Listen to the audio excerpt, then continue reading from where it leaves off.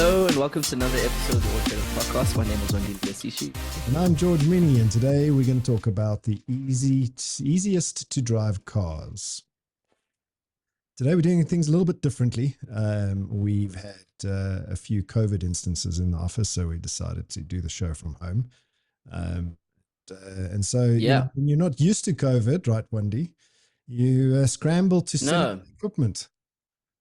Yeah, it's been a little bit of a struggle to kind of get back into the swing of virtual life again. But we've done this before, so I think it's going to be okay. 100%. I haven't been. This is the first time we're doing a show in 2 weeks, so it's been a while since I've even seen your face. Oh my goodness! Talking about cars together, George. E-Fest. Yeah. I was traveling. We were at another show in Cape Town. It's been a busy. Yeah. It has been, and something that was interesting in the last 2 weeks is I got to actually see the Formula E race live, in Cape Town, which is really cool. But we'll talk about that a bit later once we get into the F1 sort of. Yeah, I had a little bit of a box seat, so it was quite interesting, and I'm a fan. I'm definitely a fan. I think it really gave me some perspective with regards to just how powerful. I mean, the cars are like 6 times more powerful than the road EV car, so they're louder and more and a lot more exciting than people think they are. So in relation to that, in relation to an actual Formula One car, how powerful are they? Not as powerful. Not as powerful. I mean, the laps. I mean, top speed. If you're talking about top speed, for instance, it's about 300 k's, 320 k's. You'll see these EVs go. Whereas an F1 car goes about 330. But the big difference is the consistency. Obviously, the F1 cars can go 70 laps, whereas these cars can go about 30 minutes, 45 minutes a race. So that's the big issue, and that's just a battery issue. But in terms of sheer performance, they're still extremely quick. So kind of seize their own, in my opinion. And acceleration, I wonder which one's quicker. I would be interested to know. I don't know off the top of my head. I want to say that the EVs are faster, but I mean, F1 cars are also really quick off the line. So I just Googled it. What's quicker, F1, Formula E or F1? So ultimately, Formula One is faster than Formula E, which is expected. Yeah. Because it's new. Even although Formula E cars are kitted with highly engineered parts, there's plenty of improvements that need to happen. So I suppose it's because it's the beginning. 100%. So in comparison between Formula E and Formula One, speeds show that the latest generation all-electric races have a maximum speed of 280 against a top speed of 300 for their traditional counterparts. Isn't that wrong? Isn't it 300 now as well? It is about 300, and it's plus 300 Ks. And even F1 cars, it's not 300, it's about 330. So I mean, the newest all-electric Formula E race cars reach maximum speeds of 280 compared to the 397 for a Formula One car. So even at 300, it's slower compared. So here's I think the test comparing their rate of acceleration. Formula E can go from 0 to 100 in 2.8 seconds. What is a Formula One car? A lot faster than that. You think? I'm pretty sure. F1 just pips them, reaching the same speed at 2.6 seconds. So Formula One cars are still slightly faster at 2.6 seconds. Yeah, but they're still really exciting. It's still really exciting. I think it's important to know that. There is on TV, it doesn't do it justice. There is a production car that can go from 0 to 100 faster than this. There's many production cars that goes to 200 faster than that. No, so there's a few. Bugatti does it in 2.3 seconds. The Tesla does it in 1.9. Faster than 2.6. But the fastest production car is the Tesla Plaid at 1.9 seconds. 1.9. Yeah. And that's what I'm referring to. There's the Bugatti is the only other one really that I know of. There's one or two others. But I mean, that's as soon as you start touching 2.5, it's borderline impossible without some sort of additional insane amounts of power or some sort of hybrid solution.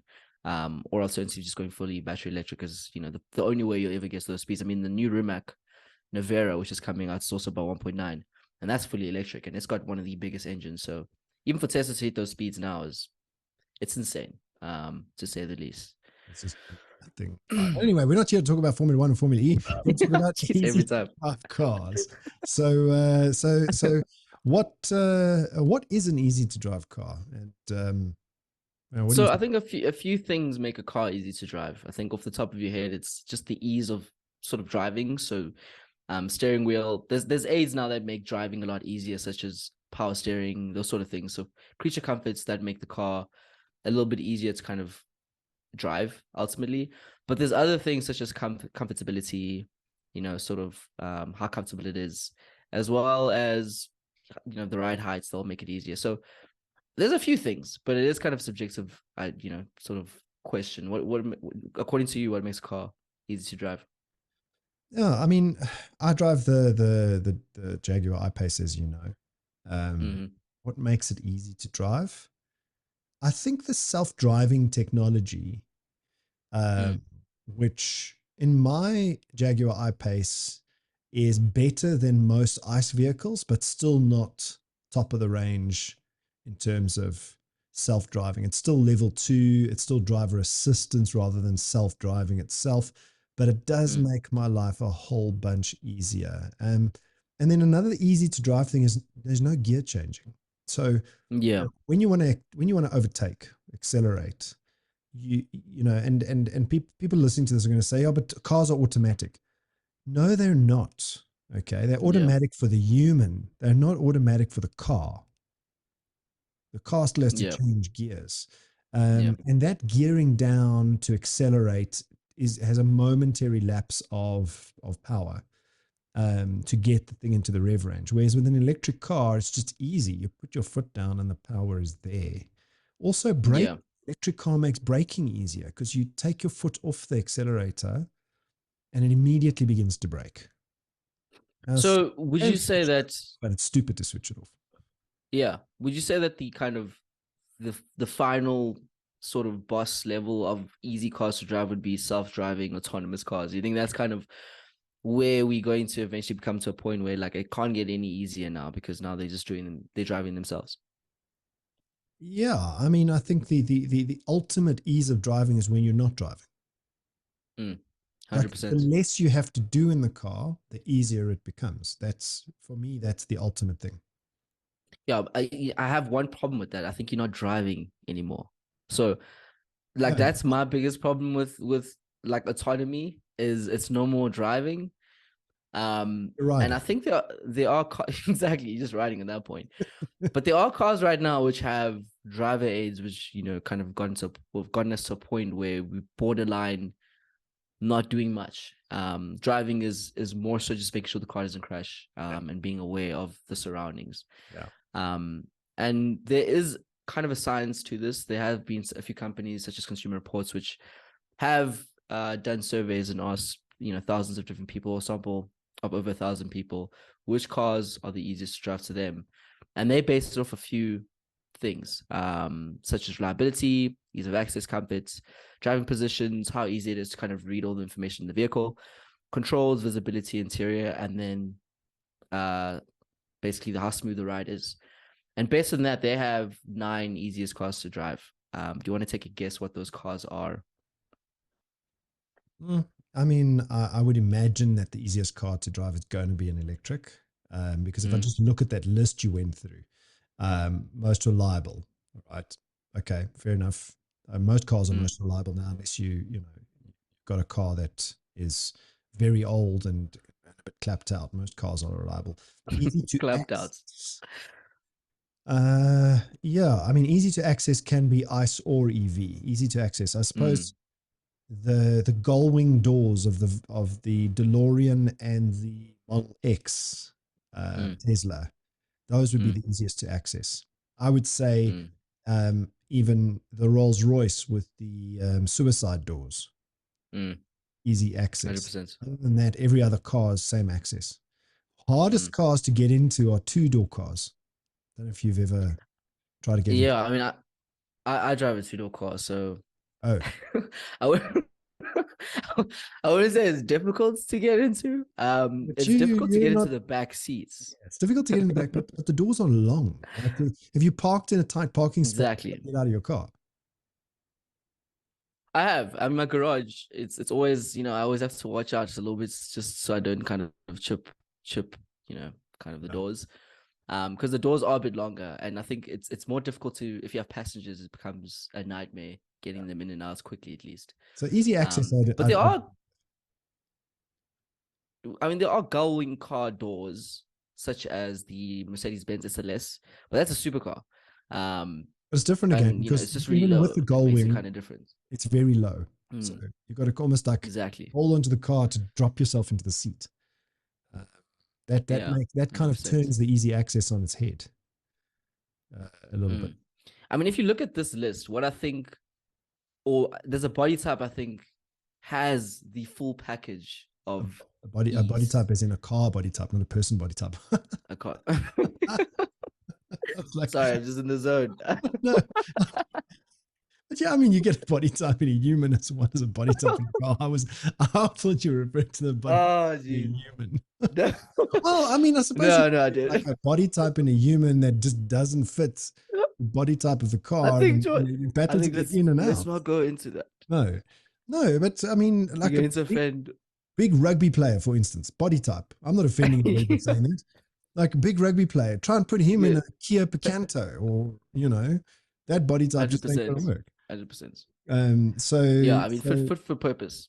Like your mind went to the body types that not mine. I'm talking about the rugby players. It did. I'm talking about me too. Let me just say me too. But anyways, the car body type. I'm sorry, I should be more specific there. The car body type, I think, kind of ticks all these boxes. Is SUVs. And we see that in the numbers. In you think it's because of the ride height being sold the most in popularity? Ride heights in a SUV, usually the numbers, not the numbers, but the buttons are also a lot clunkier or bigger or chunkier rather. But the driving position is also better. It's there's so many boxes that they tick, including just ease of use depending on the terrain, that I think they're kind of unmatched.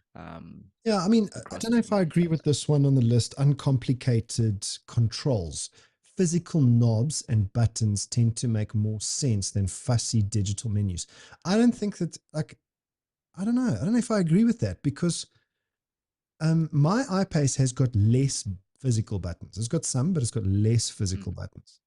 And over the last 18 months, I've gotten very familiar with where things are in the digital screens. So, it's really just a factor of getting used to the menu system.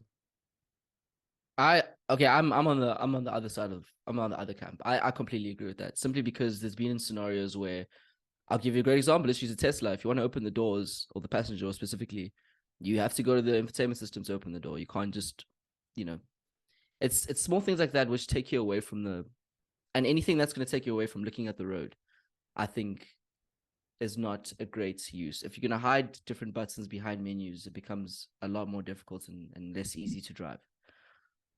Yeah, I mean, and then the next one is, I'll show you the one before that. Quick read gauges. The speedometer, fuel gauge, and other information displays are simple to read and understand. Again, I don't agree. You don't need them. The only thing you need is a speedometer and a map. Pretty much, yeah. Other than that, you don't need anything. I'll give you that one. I'll give you that one for sure. On my iPace, I've set up the digital screens to just be maps. And then in the bottom, I've got the speed, and I've got my range left. That's it. Those are the three pieces of information I want. I don't care about anything else. And also, I mean, now in cars, you can just quickly swipe to the right or left. Besides that, the car should be intelligent enough to tell you when there's a problem. Like, okay, you're on a 3/4 tank of fuel. Bing, little notification, like your phone. 100%. So why do you need all these gauges all over the place and all the information at your fingertips? I'm just not sure you need it. Like, concentrate on driving, not on looking at gauges. 100%. So we asked the journalists, the AutoTrader journalists, what do they think the easiest cars are to drive? Do you want to take a guess with regards to what was the consensus between the AutoTrader journalists?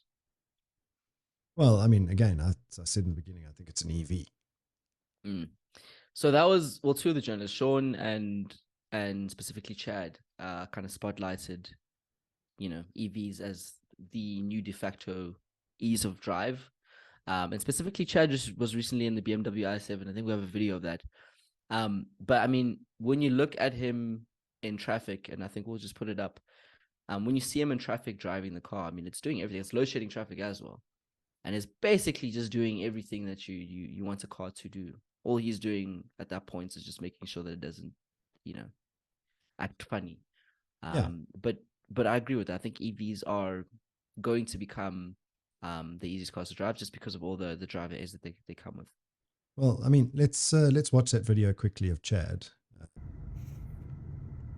Another one of the amazing features in the BMW i7 is the assisted drive. Look, more, no feet, no hands, and we're in a traffic jam. So it's going to watch the lanes, it's going to watch the vehicle in front of me, it's going to bring me down to a stop, and as soon as the one in front of me pulls away, well, it's going to accelerate. It's not even asking me to put my hands on the wheel. Now that's cool. Suddenly load shedding traffic is a lot easier. Well, I mean, that's kind of like self-driving, right? Yeah. I suppose, you know what the difference between that i7 and my iPace is my iPace, when it also follows the car in front of it and keeps the lane, right? So I get the same experience as the BMW i7, except for one annoying difference. When the traffic comes to a complete stop, and I noticed this i7 doesn't have this problem. When the traffic comes to a complete stop, my car engages the parking brake and says the car is held. You have to push the accelerator to go. Okay. And then once you just touch the accelerator, and then it'll start the following process again. I don't like that feature on the Jag. It's just annoying. Yeah. So I see the BMW i7 comes to a complete stop and then starts going again all by itself, which is great. 100%. And it didn't ask Chad to put his hands on the steering. Mine screams at me in 10 seconds. Yeah. So the Chad did actually note one limitation to specifically the i7. He says it's the size. So if it's not driving itself, the size becomes a real problem because it's just so gigantic. Whereas Sean, he says basically any small EV, that's going to be the easiest car to drive. And I think that's kind of the difference there. Lance said the Corolla Cross Hybrid, big popular car right now. And then Tay said the Suzuki Celerio AMT. And he just said because it's just everyday use, really easy car to drive. So I kind of agree with those. And I think in future we'll see more and more cars just becoming easier and easier to drive. We've seen it already. So no surprise there. Awesome. Moving on, George. We have obviously our AskAutoTrader service where people send us some questions. And they basically ask us to make the car shopping, buying and selling process a lot easier. So I've got three new questions for you this week, and hopefully you can help the AutoTrader public kind of get answers. The first question is from Anonymous, who's asking, I'd like to apply for car finance, but don't have a license. Can I use my husband's license to apply for it? And the debit order will be on my account. I got to sneeze. I'm sorry. That's like 4 in a row. So the quick answer to that question is no. Like, anonymous. There's a reason why you put anonymous there, is because instinctively you know that you can't do this. There's no bank and no finance or insurance company that is going to give you anything related to loans or insurance related to a vehicle on someone else's license. There's no debate about this. It's not the right thing to do. I wouldn't want a person on the road without a license, although there's plenty of them. So no. It's a crime. So don't do it. Basically is the short answer. They're not going to get it. That's a simple answer. 100%. Next question is from Yana, who's asked, would it be possible for a dealer to buy a Bucky that was repossessed back from the bank? Would it be possible for a dealer to buy a Bucky repossessed back from the bank? Repossessed vehicle. So let's put it this way. Banks are not in the business of owning cars. That's not what they do. Banks are in the business of taking deposits and lending money. That's their sole function, right? So banks are not really good at owning cars. And they don't want to own cars. They don't want to take your car back. They don't want to repossess it. It's like, it's not what they want to do. They don't look for a reason to repossess it. So in saying that, banks, the moment they have to repossess a car, because that's the only time they do is when they have to. The moment they have to repossess a car, they will try and find the easiest, most convenient, least risky, least loss-making opportunity to sell that car, right? And most of the time, it goes to an auction and gets offloaded in an auction process, which it has to be. And that's where dealers go to buy these cars. So the answer is yes, it will more than likely end up in the hands of a car dealer at those auctions. Okay, 100%. And then the last question comes from R. Jonga, who's asked, what is the value of my car? Well, that's quite easy, Jonka. Just go to autotrader.co.za/value-my-car, value my car. Or just go onto AutoTrader's website and in the top menu, you can see there is a item. Let me just, under the main menu next to sell my car, it says value my car. And you go on to value my car and you can go and get a valuation on your car under that menu. We're fortunate that AutoTrader sees 80 million pages a month opened, and we receive 11-12 million visits a month. There are millions, 25 odd million adverts opened every single month, and we've got more than 80,000 vehicles for sale. We see listings way more than 80,000 because cars turn faster than the number of listings on our platform. And as a result of that, we have live market data in order to give you a really, really accurate valuation. And our algorithms and machine learning take into account trends, depreciation of the values themselves, and you shouldn't go wrong by going to value my car and getting value for your car. So go onto AutoTrader today and go to value my car at the top menu and go and find out what the value is. 100%. And we're pretty much out of time. But before I leave you, George, the F1 season has come back. And obviously we've had the first race. Do you have any sort of high level thoughts on what you've seen so far? You know what? I feel like putting on a green jersey, not for the Springboks. Yep, for Aston Martin. Or Aston Martin. I am rooting for them this year. I think I am an Aston Martin fan. And I thought about this because I said at the end of last year, I was going to potentially, switch sides. And I just think Aston Martin has really, really come to the party. They've done the right things. They've hired the right guy. They couldn't have hired anybody better than Fernando Alonso, I don't think, with his experience, leadership, and all that stuff. I reckon I'm rooting for. I mean, I've still got my first love, Ferrari, but I'm rooting for Aston Martin this year. I hope that Alonso wins that championship. Let's see what happens. I think I have some thoughts, but we are out of time. So unfortunately, this week we won't be able to get into it. But next week, hopefully we do. Thank you so much for your time, George. We'll see you next time.